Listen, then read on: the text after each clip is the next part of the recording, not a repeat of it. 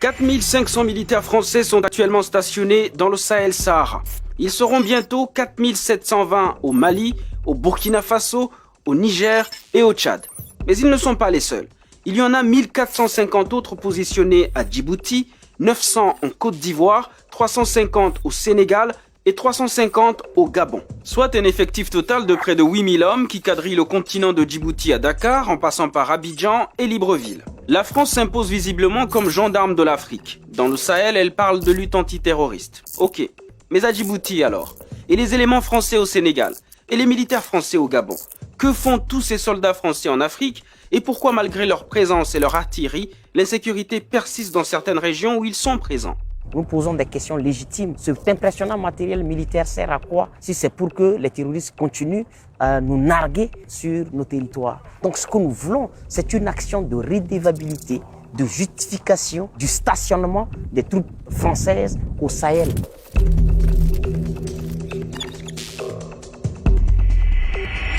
En 2013, la France entrait en guerre au Mali. La situation créée par l'occupation d'un territoire, le Nord Mali, par des groupes terroristes est insupportable, inadmissible, inacceptable. Au départ, l'objectif de la France était simple. Stopper les groupes armés qui contrôlaient déjà le nord et les empêcher de prendre aussi le sud et la capitale, Bamako. Ensuite, aider les pays ouest-africains à lutter contre le terrorisme. Vu que la situation s'était déjà compliquée avec la chute du guide libyen Mouammar Kadhafi, dans laquelle était impliquée la même France. Officiellement, c'était donc une mission antiterroriste. Mais ce que la France ne dit pas, c'est que c'était aussi et surtout pour protéger ses intérêts économiques et stratégiques. Comme c'est souvent le cas dans des pays comme le Gabon, le Sénégal ou Djibouti, où elle est présente depuis des décennies alors qu'il n'y a pas de terrorisme. Quand elle est intervenue avec l'opération précédente Serval au Mali en 2013, il y a un des généraux de l'armée française, le général Desportes, qui expliquait que selon lui, c'était une intervention tout à fait classique dans la mesure où il s'agissait de défendre des intérêts, notamment les intérêts uranifères au Niger voisin, où des prises d'otages avaient eu lieu par les groupes djihadistes implantés au Mali. Et donc, ça perturbait des intérêts importants et ces intérêts risquaient également d'être menacés dans d'autres zones si les prises d'otages se poursuivaient. Et des intérêts, les entreprises françaises en ont beaucoup sur le continent.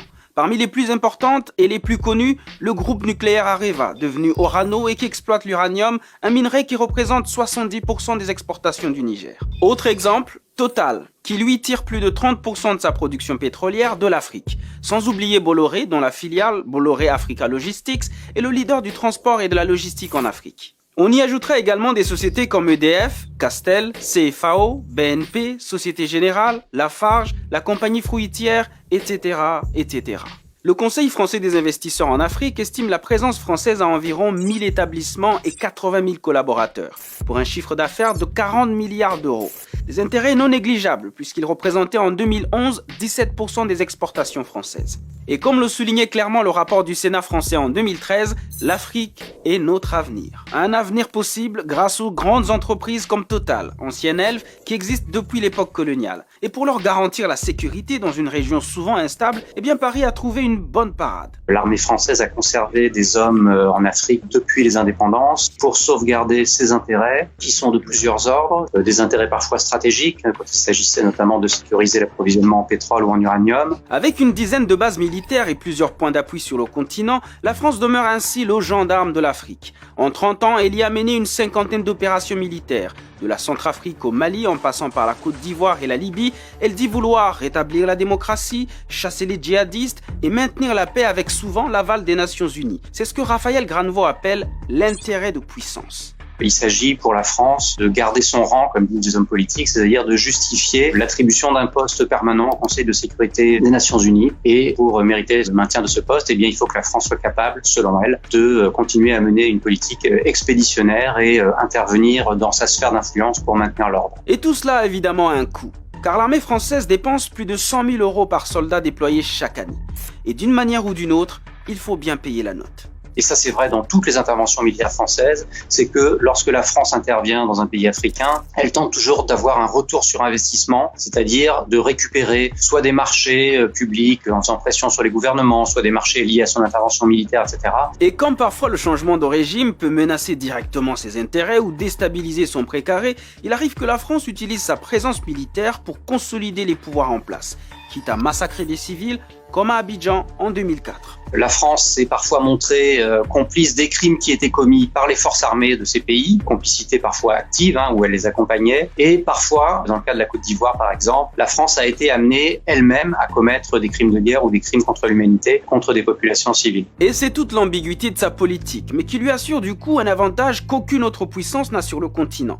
Dans son livre intitulé « Arrogant comme un Français en Afrique », l'essayiste Antoine Glaser qualifie cette politique de paternalisme postcolonial doublé d'arrogance.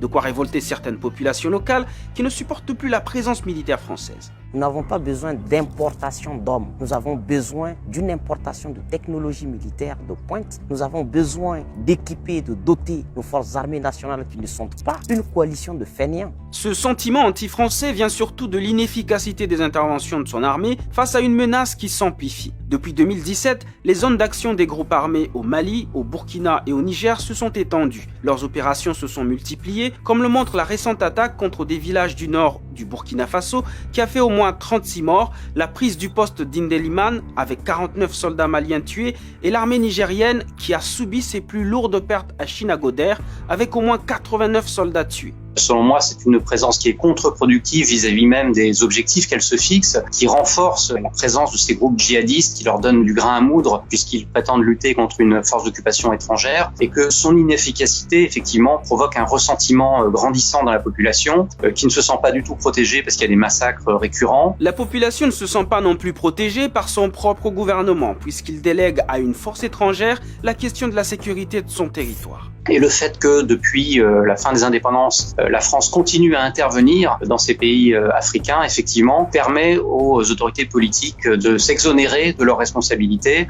Il y a une volonté parfois délibérée de confier les clés de sa propre sécurité à l'armée française. Et cela arrangerait bien certains présidents africains qui se servent de cette situation, soit pour se maintenir au pouvoir, soit parce qu'ils n'ont pas le courage de dire à la France de partir. Il y a effectivement une sorte de collusion et un partage d'intérêts entre certaines classes politiques africaines et classes politiques françaises, mais qui ne reflètent pas les intérêts ni de la population française ni de la population africaine. L'autre raison avancée par la France et ses alliés africains pour justifier sa présence militaire, c'est la formation des armées nationales ou multilatérales. Mais Raphaël Granvaux constate que cela fait 60 ans que l'armée française est présente en Afrique par le biais de sa coopération militaire, avec pour prétexte de rendre ces armées-là indépendantes. Quand on regarde de près les scénarios d'entraînement, par exemple, de ces armées pour les former, il s'agit toujours en réalité de les maintenir dans une position subalterne. Il s'agit de les former, mais de les former pour qu'ils continuent à intervenir aux côtés de l'armée française qui n'entend pas, en dépit de ce qu'on peut entendre quelquefois, du tout se retirer de cette région. Mais jusqu'à quand la France restera-t-elle ? Sera-t-elle toujours là pour assurer la sécurité de ses anciennes colonies ? Et ces anciennes colonies seront-elles toujours d'éternels assistés ? Pour Raphaël Granvaux, il y a erreur de diagnostic. Il y a quantité aujourd'hui de rapports, d'ONG, de chercheurs qui disent que si on veut répondre à cette question du djihadisme, il faut répondre au terreau sur lequel il prospère. Il faut assécher ce terreau qui est celui de la misère, du sentiment d'injustice, du sentiment d'être délaissé par les États centraux. Et que tant qu'on n'aura pas répondu à ces raisons-là, eh bien la force pure et simple ne servira à rien. Et vous, que pensez-vous de la présence militaire française en Afrique ? N'hésitez pas à vous abonner à notre chaîne AJ+ Français en cliquant là. Et pour regarder d'autres vidéos sur l'Afrique, cliquez là.